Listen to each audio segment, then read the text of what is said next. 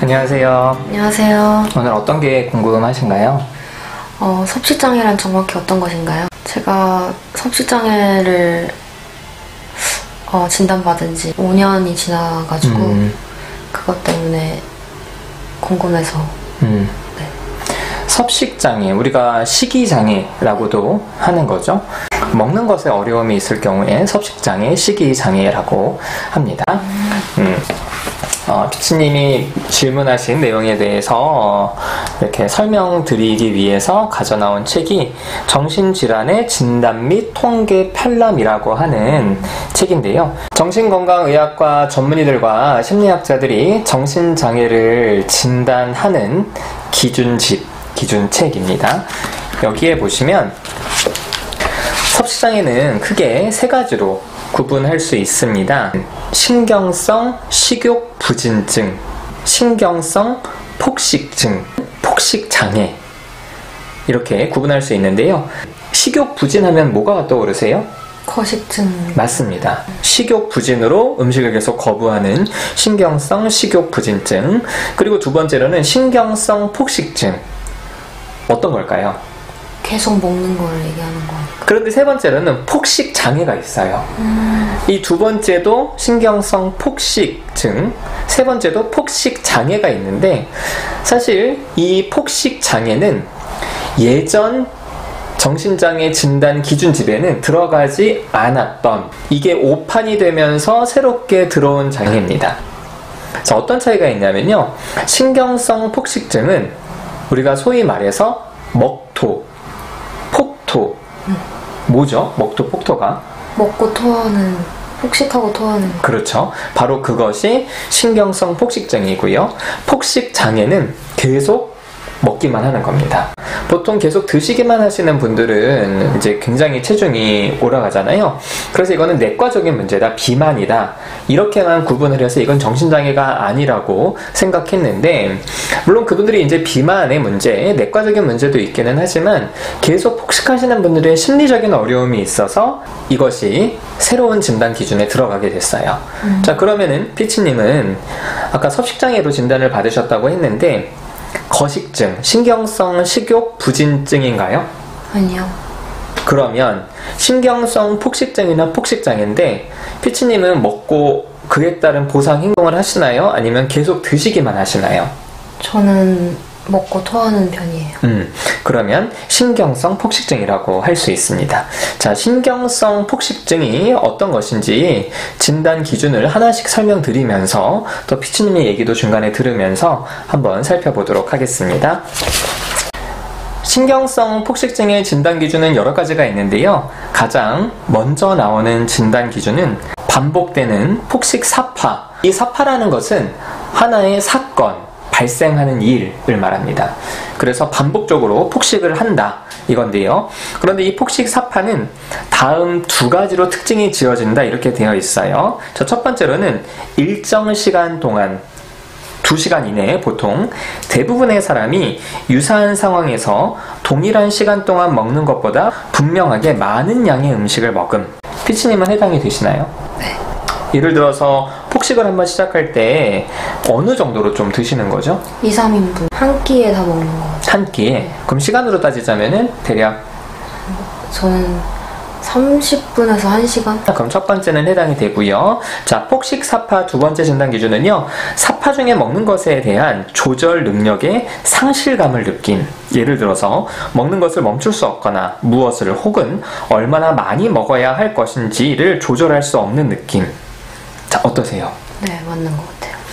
저 같은 경우는 좀 많이 먹으면 그만 먹어야겠다 라고 좀 생각해서 안 먹게 되는데 피치님은 이런 느낌이 좀 없는 건가요? 네, 먹을 때는 그냥 아무 생각이 잘 안 들고 다 먹은 다음에는 토해야겠다 이 생각부터 드는 것 같아요. 그러면은 이걸 내가 조절할 수 없구나, 이런 좀 압박감을 좀 느끼나요? 네. 자, 그러면은 폭식사파가 있는 거고요. 신경성 폭식증의 두 번째 진단 기준은 체중이 증가하는 것을 막기 위한 반복적이고 부적절한 보상행동. 예를 들면 스스로 유도한 구토, 이뇨제, 관장약, 다른 치료약물의 남용, 금식, 혹은 과도한 운동 등이 나타난다. 피치님은 아까 이제 토한다고 하셨는데 네. 이런 것들도 좀 있나요? 관장약은 써봤던 것 같아요. 그거는 어쨌든 많이 먹었으니까 네. 그걸 좀 보상하기 위해서 하셨다는 거죠. 네. 저도 이제 피치님이랑 상담을 하면서 피치님이 이 부분 때문에 되게 많이 힘드셔서 네. 제가 이제 구토를 좀 참아보자. 왜냐면 구토를 하면은 보통 이 입부터 이 식도, 이 위까지 좀 굉장히 상하는데 피치님은 이렇게 먹고 토하고 한 지가 좀 얼마나 된 거예요? 5, 6년 된 것 같아요. 구토를 안 하던 사람들이 구토를 하는 건 굉장히 좀 힘들거든요. 네. 피치님은 좀 어떠세요? 저는 고개만 숙이면 나오는 것 같아요. 그러면 확실하게 우리 어떤 식도나 이 소화기관 중에 좀 문제가 생긴 건 아닌가요? 역류성 식도염은 있어요. 제가 그래서 피치님한테 좀 토하는 걸 좀 멈춰보자라고 얘기를 많이 했고 피치님도 그걸 지키려고 굉장히 노력을 했잖아요. 네. 근데 그것을 못 지키는 이유는 어떤 게 있을까요? 살이 찔까봐 두려운 거. 충분히 그럴 수 있습니다. 그리고 세 번째로는 폭식과 부적절한 보상 행동이 둘 다 평균적으로 적어도 3개월 동안 일주일에 1회 이상 일어난다. 이런 행동을 과거에 하셨었나요? 저는 하루에 3번 이상은 그럼 뭐 거의 밥 먹을 때마다 폭식하고 네. 구토하고. 네. 자, 네 번째로 체형과 체중이 자기 평가에 과도하게 영향을 미친다. 네, 맞는 것 같아요. 그럼 본인이 스스로를 생각했을 때 내가 좀 살이 쪘다, 뭐 내가 이렇게 날씬하지 않다, 그러면은 그게 좀 어떻게 느껴지나요? 혐오스러운 것 같아요. 제가 아니라고 얘기를 해도 네. 왜 내가 거짓말을 할 것 같은가? 약간 잘 안 믿는 것 같기도 하고 못 믿겠는 것 같기도 하고. 그러면은 본인 남자친구가 뭐 너 뚱뚱해, 너 날씬하지 않아, 이래서 너 싫어, 이렇게 얘기를 한 적이 있나요? 아니요. 그런데도 여전히 그게 네. 그렇게 크게 중요하고. 네. 근데 다섯 번째 듣는 기준으로는 이 장애가 신경성 식욕 부진증의 사파 기간 동안에만 발생하지 않는다. 거식증이신 분들도 계속 안 먹는 사람들도 있고, 주로 안 먹다가 먹고 토하면서 그 저체중을 좀 유지하려는 경우도 있는데, 이제 피치님은 이제 그렇지는 않으니까 이 진단 기준이 모두 해당이 된다, 이렇게 말씀을 좀 드릴 수가 있습니다. 섭식장애는 왜 생기는 건가요? 섭식장애는 거의 대부분 다이어트와 연관해서 시작이 됩니다. 피치님도 과거에 다이어트를 하신 적이 있나요? 네. 몇 살 때 다이어트를 처음 시작했어요? 17이었던 것 같아요. 그러면 그때 다이어트를 하다가 언제부터 먹고 토하는 게 시작이 된 거였어요? 다이어트로 빠지고 나서 찌기 싫어가지고 한 번은 토를 했는데 오히려 밥 먹기 전보다 더 빠져있는 몸무게를 보고 토해야겠다는 생각을 했던 것 같아요. 거의 이제 섭식장애로 고통을 받으시는 분들은 이 다이어트를 하고 나서 이제 그것을 계속 유지를 하려면 아무래도 뭐 다이어트 하는 방법이 여러 가지가 있긴 하지만 기본적으로 좀 음식 섭취를 제한하는 건 좀 기본으로 갖고 가는 거잖아요. 네. 이제 그런데 또 먹고 싶잖아. 네. 그러면 그때 좀 먹고 그 다음에 불안하니까 네.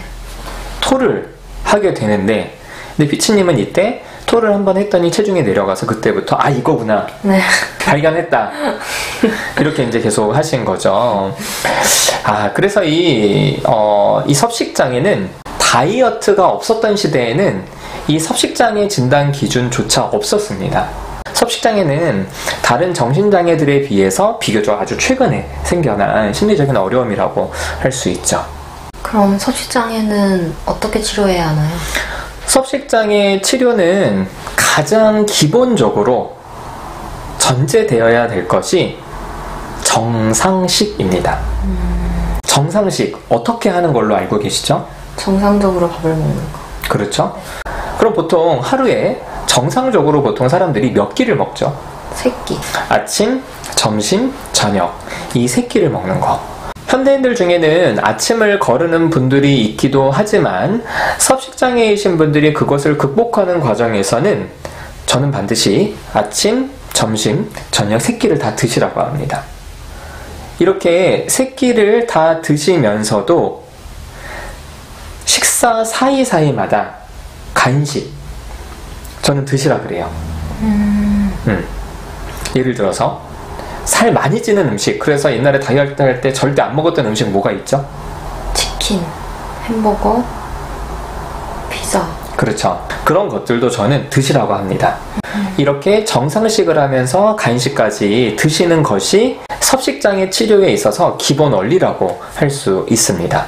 왜 그렇게 먹어야 하나요? 다이어트 때문에 우리의 몸이 외부에서 음식이 안 들어오는구나, 그 느낌을 빨리 없애주는 거예요. 그러니까 무슨 얘기냐면, 우리는 일정한 영양분을 공급받아야 살아갈 수가 있잖아요. 그래서 다이어트를 통해서 계속 음식을 제한하신 분들은 우리 몸에게 알려주는 거예요. 이제 내가 너한테 음식을 많이 주지 않을 거야. 그러니 기대하지 마. 근데 그렇게 말했을 때 우리 몸이 알았어, 슬프다, 기대 안 할게, 이러진 않아요. 살아야 되기 때문에 강렬하게 음식을 원하거든요. 그래서 한번 먹기 시작했을 때 우리 몸이 어떻게 반응할까? 빨리 흡수하겠죠? 그렇죠. 빨리 흡수하고 이 기회를 놓치고 싶지 않은 거예요. 그러면은 무조건 먹어야 되도록 우리의 뇌가 계속 폭식 충동을 계속 일으키는 겁니다. 그래서 그게 조절이 잘 안 되는 거예요. 그러니까 우리 몸과 뇌한테 뭘 알려줘야 되냐면은, 야, 걱정하지 마, 밥도 주고 사이사이마다 간식도 줄게. 그러니 네가 지금 먹은 것을 굉장히 빨리 흡수하려고 하고 미친듯이 폭식하려고 하지 마. 천천히 먹고 천천히 필요한 만큼만 소화시키면 돼, 라고 우리 몸과 뇌에 알려주는 거예요. 그러면 살이 찌지 않나요? 정상식을 하다 보면은 기본적으로 다이어트를 하고 그것을 좀 유지하려고 애쓰던 때보다는 체중이 약간 증가하기는 해요. 왜냐면 기본적으로 충분하게 음식을 먹으니까. 그런데 우리 몸이 이것을 계속 학습을 시켜주면은 약간 올랐던 체중도 자신의 몸에 적절한 상태로 좀 떨어지거나 어느 정도 떨어진 다음에 거기에서 안정되게 유지를 하기도 합니다. 그래서 피치님도 저랑 초반에 이제 상담을 제가 정상식 하라 그랬을 때 네. 실제로 본인 체중이 좀 증가하는 경험을 했죠. 네. 그런데 이제 꾸준하게 밥을 먹다 보니까 지금은 체중이 좀 어때요? 계속 유지되고 있어요. 이 섭식장애 치료를 위해서는 꼭 기억해야 될 게 정상식을 하셔야 된다. 그래서 우리 몸과 뇌에게 일정한 영양분을 공급하겠다는 사인을 계속 주는 것이 필요합니다. 그리고 이 정상식을 기본으로 해서 그 다음에 자신의 체형이나 체중에 대한 왜곡된 인지를 또 바꾸는 것, 그리고 또 섭식장애 있는 분들이 많이 겪는 어려움 중에 하나가 대인관계 어려움이에요. 어떠세요, 피치님은? 그런 것 같아요. 뭔가 살이 찌면은 사람들이 떠날 것 같은 두려움 때문에 계속 불안에 떨게 되고, 그러다 보면 사람들이 잘 안 믿게 되고. 그렇죠. 네. 그래서 이게 대인관계 어려움이 있기 때문에 또 이렇게 본인이 위축이 되면은 사람들도 당연히 그 위축되는 사람한테 다가가기가 어렵거든요. 네.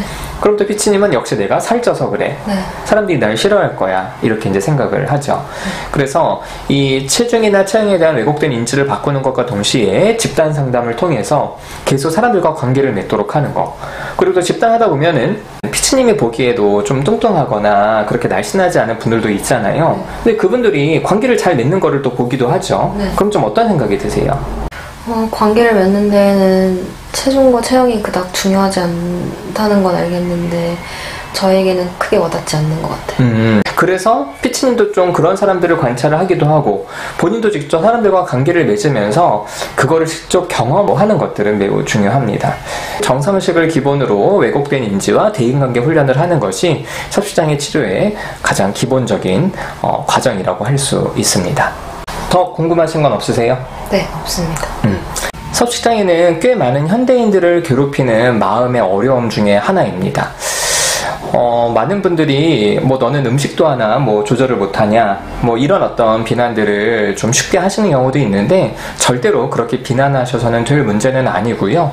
그리고 또 이 외모 또 몸무게에 대해서 그렇게 가볍게 얘기하시거나 그것을 지적하시는 그런 태도들은 이 섭식장애를 겪으시는 분들에겐 굉장히 큰 상처가 되기도 합니다. 피치님도 가까운 사람들한테 그런 좀 이야기를 들을 때가 있었죠? 네. 제 존재 자체를 부정당하는 느낌이 들었던 것 같아요. 누구한테 좀 들었던 게 가장 좀 상처가 됐나요? 어머니. 뭐라고 좀 얘기를 하셨던 거예요? 배를 보면서 한심하다 소리를 많이 했고 저랑 같이 쇼핑을 갔을 때 너랑 쇼핑하면 기분이 나빠진다고 나가신 적도 있고. 아, 그래요. 이렇게 이제 나를 사랑해주고 나를 키워준 어머니, 부모님마저 나의 존재 자체를 그런 어떤 체중이나 체형에 두었다는 것은 사실 굉장히 큰 상처가 되는 거죠. 그래서 우리가 이렇게 외모를 자꾸 평가하고 하는 것들을 지양해야 되고요. 또 그런 것들 때문에 이제 다이어트가 시작이 됐을 때 사실 그 다이어트를 하면서 생길 수 있는 이 서식장의 어려움도 꼭 인지를 좀 하고 있어야겠습니다. 자, 피치님 오늘 나와주셔서 감사하고요. 여기서 마치겠습니다. 감사합니다. 감사합니다.